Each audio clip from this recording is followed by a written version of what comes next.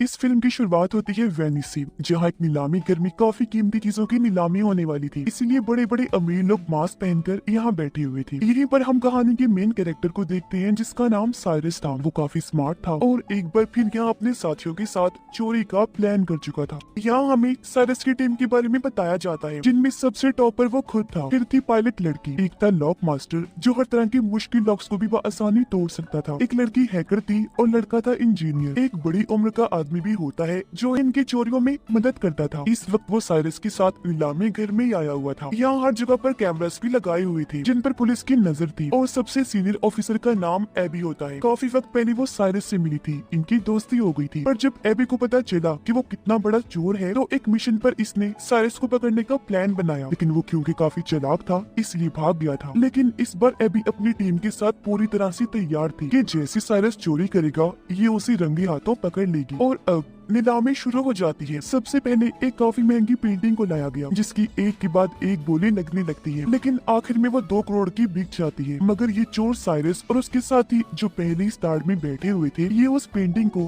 Customer तक पहुंचने से पहले ही चोरी कर लेते हैं और उसी ब्लैक मार्केट में उसी दाम 2 करोड़ में बेच भी देते हैं। जिसके बाद बारी आती है सबसे खास किस्म की चीज की, जिसका नाम NFT था। और क्योंकि इसको बनाने वाला क्रिएटर अपनी पहचान बताना नहीं चाहता था, इसलिए उसने चेहरे पर मास्क लगाया हुआ था। अब इस क्रिएशन NFT में तकरीबन 200 कैमरास लगी हुई थी, जो वीडियो रिकॉर्ड करके बहुत अच्छी वीडियो एडिट करके देती थी। अब इसकी नीलामी शुरू हुई। 1.5 से 2 से 2.5 करोड़ हुई ही थी कि तब यहाँ हैकर अपना काम करती है। वो एक बटन दबाकर लिफ्ट कहती है। ऐसा होते ही वहाँ की सारी लाइट्स बंद हो गई, धमाके होने लगी, तो हर तरफ अफरा तफरी मच जाती है। अब जहाँ अमीर लोग भागने का सोच रहे थे, तो यहाँ साइरस अपना काम करता है। जो 2.5 करोड़ की बोली लगी थी, वो खुद साइरस ने लगाई थी। इसलिए वो अब NFT के क्रिएटर के पास आया, कहता है कि आप मेरे ठिकाने पर ही आ जाओ, NFT भी वही ले ली जाएगी और पैसे भी हम वही दे देंगे। अब ये सारी चीजें ऊपर बैठी एबी देख रही थी, पर साइरस और उसकी टीम जो यहाँ से भाग रही थी, उनके पीछे पीछे एबी और उसकी टीम पड़ जाती है। वो खास किस्म की कश्ती स्पीड बोर्ड में बैठ जाती है। पुलिस को चकमा देकर समंदर के बीच में आ गई। इन्होंने बैरियर्स खड़े कर दिए, जिससे पुलिस पीछे अटक गई और ये लोग यहाँ से आगे निकल जाते हैं। ये लोग अपने ठिकाने और शिप में पहुंचे, जहाँ ये NFT की लेन देन की बात वो पार्टी करती है। एबी जो अभी भी छानबीन कर रही थी, वो नीलामी में आए लोगों की वीडियो बड़े गौर से देख रही थी। उसकी नजर साइरस के साथी हेल्पर पर गई, जो अभी भी वही था। इसलिए ये लोग उस तक पहुंचकर उसे पकड़ लेते हैं। उधर पता चला कि इन चोरों ने जब NFT को चोरी किया, तो ब्लैक मार्केट में उसकी कीमतें बढ़ती गई। 3 से 4, 4 से 5, फिर 8 करोड़ हो गई। और उसे एक्टिवेट चलाने के लिए इन्हें असली मालिक की जरूरत थी, इसलिए ये उस क्रिएटर को भी उठा लाई थी। साइरस उससे बात करता है, कहने लगा कि तुम्हारा NFT मार्केट में 2.5 करोड़ का बिकना था, वो अब चोरी होने की वजह से ब्लैक मार्केट में 8 करोड़ का बिकेगा। तुम्हें लगता है हमने तुम्हें ऐसे अगवा किया? नहीं, बल्कि ब्लैक मार्केट में बेचकर आधा मुनाफा तुम्हें भी देंगे। इससे तुम्हारा हमारा दोनों का फायदा होगा। तो टेंशन ना लो, जम की पार्टी करो। साइरस की टीम का हेल्पर एबी के सामने बैठा हुआ था और सभी सवालों के उल्टे सीधे जवाब दे रहा था। एबी कहती है कि मैं तुम्हें जेल में डाल दूंगी और सबके सामने तुम्हारी सच्चाई में आऊं। बेहतर होगा कि तुम अपनी टीम के बारे में हमें सब कुछ बता दो। तब हेल्पर कहता है कि मेरी टीम इस वक्त लंदन में है, अगर उन्हें पकड़ना है तो मेरे साथ वहाँ जाना होगा। इसलिए अब एबी अपने साथियों के साथ लंदन की पुलिस डिपार्टमेंट में जाती है। यहाँ उसकी मुलाकात एक और ऑफिसर से हुई, जो उसे बताता है कि मुझे खुफिया तरीके से पता चला है कि सबसे बड़ा माफिया, जिसका नाम लार्स है, उसने हाल ही में मार्केट के शेयर्स के साथ हेरा फेरी की है, जिससे कीमतें ऊपर नीचे होने की वजह से उसे बहुत मुनाफा हुआ है। मगर इस मुनाफे की वजह मार्केट या चीजों की कीमतों की उलट पुलट नहीं, बल्कि डैम का पानी पूरे शहर में फैला दिया, जिससे वहाँ बाढ़ आ गई, घर डूब गए, लोगों की जानें चली गई। तो इस वजह से मार्केट के साथ ये सब हो पाया। और अब लार्स बिल्कुल ऐसा ही एक दूसरे शहर के साथ भी करने वाला है, जिसमें लार्स के साथ साथ एक और काफी बड़ी माफिया भी शामिल है। और ये काम वो दोनों अगले 2 महीने में अंजाम दे देंगे। लार्स उस माफिया को पहले पेमेंट करेगा। वो पैसे नहीं, सोना होगा, वो भी 1-2 किलो नहीं, बल्कि पूरे 10 टन। और उनकी इस डील को तोड़ने और पेमेंट रुकवाने के लिए मुझे तुम्हारी जरूरत है। वो ऑफिसर बताता है कि हमें एक ऐसे बंदे की तलाश है जो चोरों की तरह ही सोचकर चोरों को पकड़ सके। जाहिर है इस काम के लिए हमें किसी मास्टरमाइंड चोर की जरूरत है। और वो कौन है तुम अच्छे से जानती हो, साइरस। जिस पर एबी फौरन बोली, नो नो नो सर, जैसा आप सोच रहे हैं वैसा कुछ नहीं हो सकता। आप चाहते हैं मैं साइरस के पास जाकर उससे मदद मांगू और वो भी हमारी मदद करने को तैयार हो जाएगा? कभी नहीं, नामुमकिन है। जब ऑफिसर कहते हैं कि तुम्हें कैसे भी करके उसे मनाना होगा ताकि हम लार्स को रोक सके। इस पर अभी मान गई। फौरन पहुंच जाती है साइरस के पास। यहाँ दोनों एक दूसरे को दोष देने लगते हैं कि तुमने तो कर दिया, तुमने दिया। पर आखिर में बात खत्म करके साइरस उसकी आने की वजह पूछता है। इस पर एबी कहती है कि तुम्हें मेरे लिए एक चोरी करनी है, और उसे वो सारी बातें बता देती है जो एबी को ऑफिसर ने बताई। फिर कहती है कि तुम्हें वो सारा सोना चोरी करना होगा। जिसके बाद साइरस ये सारी बात अपने साथियों को भी बताता है। उसके साथ ही चौंक तो गई, पर साइरस कहता है कि समझ सकता हूँ कि ये काम मुश्किल है, लेकिन करना बेहद जरूरी है, क्योंकि अगर वो लोग अपने प्लान में कामयाब रहे तो पूरा शहर बाढ़ में बह जाने की वजह से बर्बाद हो जाएगा, मासूम लोग मर जाएंगे। और अब बारी बारी ये सारे लोग पता लगवाने की कोशिश करने लगते हैं कि आखिर लार्स और वो माफिया ये प्लान अंजाम कैसे देंगे। पता चला कि वो सारा सोना सबसे पहले लार्स के अड्डे से निकलेगा, फिर ट्रक्स के जरिए वहाँ से ले जाया जाएगा, जिसके बाद वो प्लेन के जरिए उसकी मंजिल तक भेजा जाएगा। इसलिए अब यहाँ साइरस और उसकी टीम अपने अपने कामों में लग जाती है कि वो कैसे अपना मिशन अंजाम देंगे। यहाँ सबसे पहले हैकर बताती है कि अगर हम बिल्कुल वैसे दिखने वाला प्लेन बना ले तो चोरी करना आसान हो जाएगा। पर सवाल ये था कि वैसा प्लेन आएगा कहाँ से। इस पर साइरस कहता है कि मैं नीलामी घर में एक अमीर लड़के से मिला था जो प्लेन्स के लेन देन का काम करता है। उसके पास एक ऐसा प्लेन है जो थोड़ा बहुत उससे मिलता जुलता है, जिसे हम खुद तब्दील करके वैसा बना सकते हैं। तो हो सकता है वो ही हमें उस प्लेन को दे दे। इसलिए अब ये सारे लोग उस प्लेन डीलर के पास पहुँच जाते जो इन्हें वही आलीशान प्लेन दिखाता है। ये काफी खूबसूरत भी था,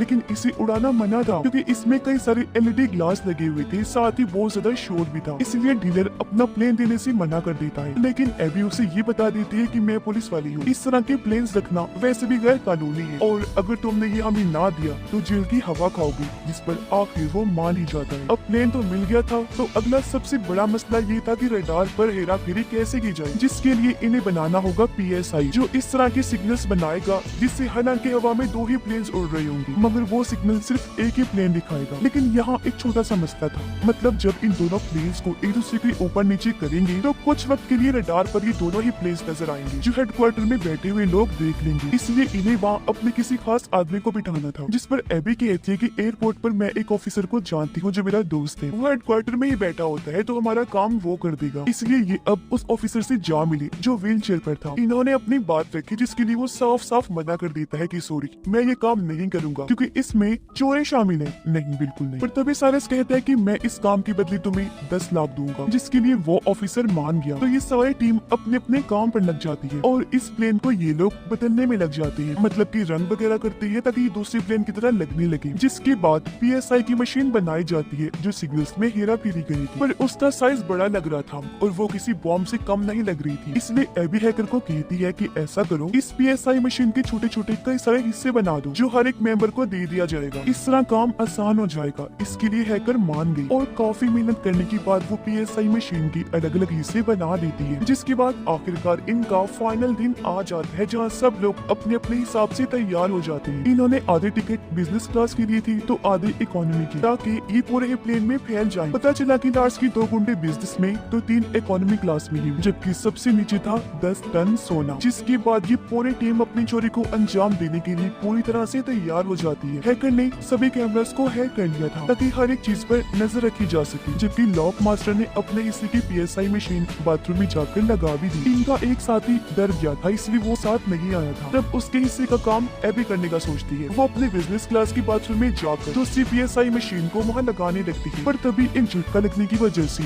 वो मशीन छूटकर नीचे गिर गई, टूट जाती है। उसके कई सारे टुकड़े हो गए, जिससे एबी काफी परेशान हो गई, क्योंकि कैसे भी करके दोबारा जोड़कर ये मशीन यहाँ लगानी ही थी। मगर अब गुंडे भी वॉशरूम में आना चाहते थे और अगर उन्होंने ये देख लिया तो इनका प्लान चौपट हो जाएगा। लेकिन यहाँ ठीक वक्त पर साइरस आ गया और अब ये दोनों मिलकर मशीन को जोड़कर वहाँ लगा ही देते हैं, जबकि पायलट अपनी जहानत से अपने वाले प्लेन को उड़ाकर उस बड़े वाले प्लेन के नीचे ले आती है। साथ ही PSI के एक्टिवेट होने का इंतजार करने लगती है ताकि दोनों प्लेन्स की रडार का एक ही सिग्नल जाए। इसीलिए अभी हेडक्वार्टर की रडार में 2 ही प्लेन्स की सिग्नल्स आ रही थी, जो देखकर एयरपोर्ट ऑफिसर की साथी कहती है कि हमें इस बारे में ऊपर खबर कर देनी चाहिए। जिस पर वो ऑफिसर यानी एबी का साथी जवाब देता है कि ये मामूली सी खराबी होगी, 2-3 मिनट में ठीक हो जाएगी। वो उसे अपनी बातों में उलझाने लगा। जिस बीच PSI की एक्टिवेट होते ही पायलट अपने वाले प्लेन को दूसरे प्लेन से कनेक्ट कर लेती है। ऐसा होते ही सिग्नल मिलने लगे, जिससे अब रडार पर बस एक ही प्लेन नजर आने लगता है। तब ऑफिसर अपने साथी को कहता है, देखो मैंने कहा था ना ये खराबी है, लो अब ठीक भी हो गई।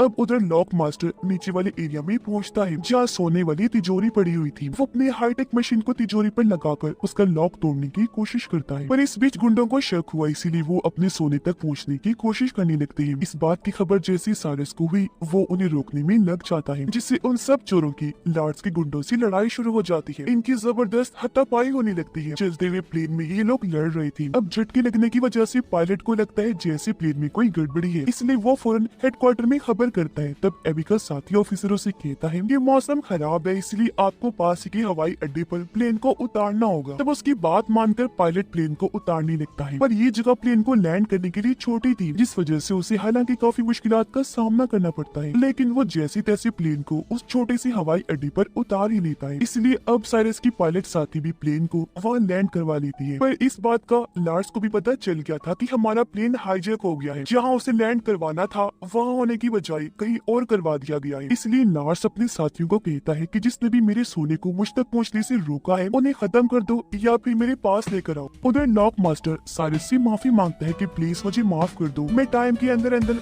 लॉक तोड़कर सोना नहीं चुरा पाया। अब ये सोना गुंडों और इनके हेड माफिया लार्स के हाथ लग जाएगा और ये अपनी खतरनाक डील कर लेंगे। अब इनके पास और कोई रास्ता नहीं था, इसलिए गुंडों के साथ सोने समेत ये लार्स के पास जाने लगते हैं। इन्हें प्लेन के जरिए इनकी पायलट के लिए जा रही। उधर लार्स के पास वो माफिया भी आ जाती है। वो चाहती थी कि डील होते ही जल्द से जल्द शेयर में बाढ़ आ जाए, ताकि मार्केट के शेयर्स ऊपर नीचे होने से दोनों को ही फायदा हो। लेकिन उस माफिया को भी पता चल गया था कि जिस प्लेन के जरिए इनका सोना आ रहा था वो हाईजैक हो गया है। पर लार्स उसे समझाता है कि मेरे गुंडों ने सूरत हाल को अपने कंट्रोल में कर लिया है, माल आपको मिल जाएगा, बस डील को कैसे भी करके आज के आज ही फाइनल करना। उधर प्लेन में अभी भी लड़ाई हो रही थी, जिस वजह से पीसीआई के सारे हिस्से बर्बाद हो गए। ऐसा होने से अब हेडक्वार्टर की रडार में दोनों प्लेन्स दिखने लगते हैं। तब प्लेन को ट्रेस करके गवर्नमेंट अपने फाइटर जेट्स को प्लेन के पीछे भेज देती है हमला करने के लिए। लेकिन यहाँ साइरस और पायलट अपना दिमाग लगाती है। वो प्लेन को उल्टा करके लिख देती है कि इसमें लोग हैं, इसलिए हमला ना किया जाए। इसीलिए फिलहाल वो फाइटर जेट्स उन पर हमला नहीं करती, बल्कि पीछा करने लगती है, ताकि जब ये प्लेन लैंड हो तो पुलिस वहाँ जाकर